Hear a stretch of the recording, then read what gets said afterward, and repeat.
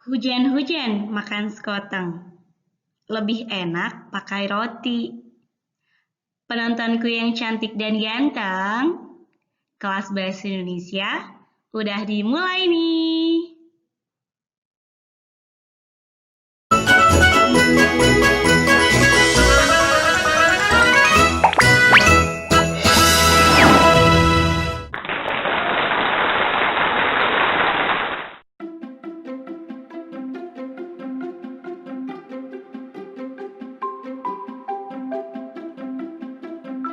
Halo teman-teman, bermain di alam bebas merupakan sesuatu yang menyenangkan bukan? Wow, tapi tidak ketika hujan. Hei, lihat, ada matahari. Wah, ada pelangi. Bagaimana bisa? Ayo, aku akan menunjukkan kalian melihat proses terbentuknya pelangi. Kalian bisa membuat pelangi dengan alat-alat sederhana. Di sini ada segelas air dengan cermin di dalamnya. Matikan lampu atau buatlah ruangan dalam keadaan gelap. Kemudian, ambil senter. Coba sorotkan senter ke arah cermin yang ada di dalam gelas. Cermin itu akan terlihat memancarkan cahaya, bukan? Apa kalian tahu, cahaya putih dari senter membuat 7 warna? Ya, tentu. Sekarang, coba ambil kertas dan perhatikan ada berbagai macam cahaya yang dipantulkan. Warna apa sajakah itu? Merah, jingga, kuning, hijau, biru, nila, ungu, atau biasa kita sebut dengan Magicubinio.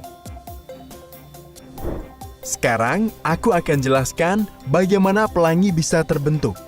Tetesan hujan bagaikan cermin di dalam gelas yang berisi air, sinar matahari yang memantul ke arahnya akan berubah menjadi warna-warna yang berbeda. Nah, di saat itulah kalian bisa melihat pelangi.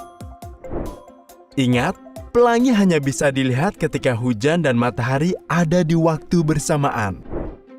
Ketika cahaya matahari menembus air, cahaya itu dibelokkan sehingga menghasilkan pantulan warna yang berbeda. Tahukah kalian, sebenarnya pelangi itu berbentuk lingkaran. Tetapi karena kita melihatnya dari bawah, jadi kita hanya melihatnya dalam bentuk setengah lingkaran saja. Nah, kalian sudah tahu bagaimana pelangi bisa terbentuk, bukan?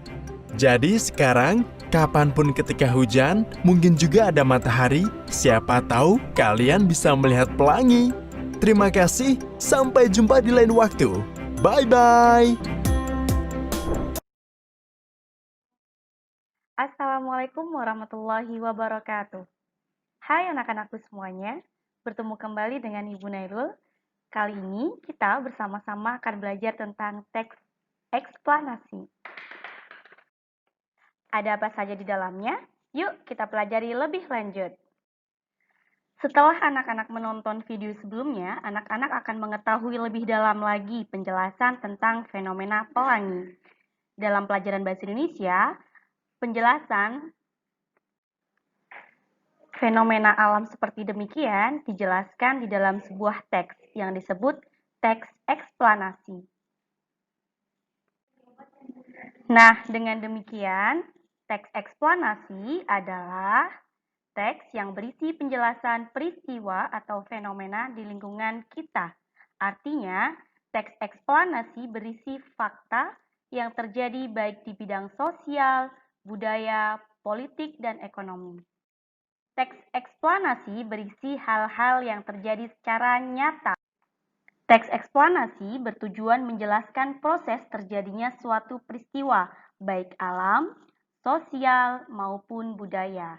Teks eksplanasi ditulis untuk menjawab pertanyaan bagaimana atau mengapa. Lalu, apa ciri-ciri dari teks eksplanasi?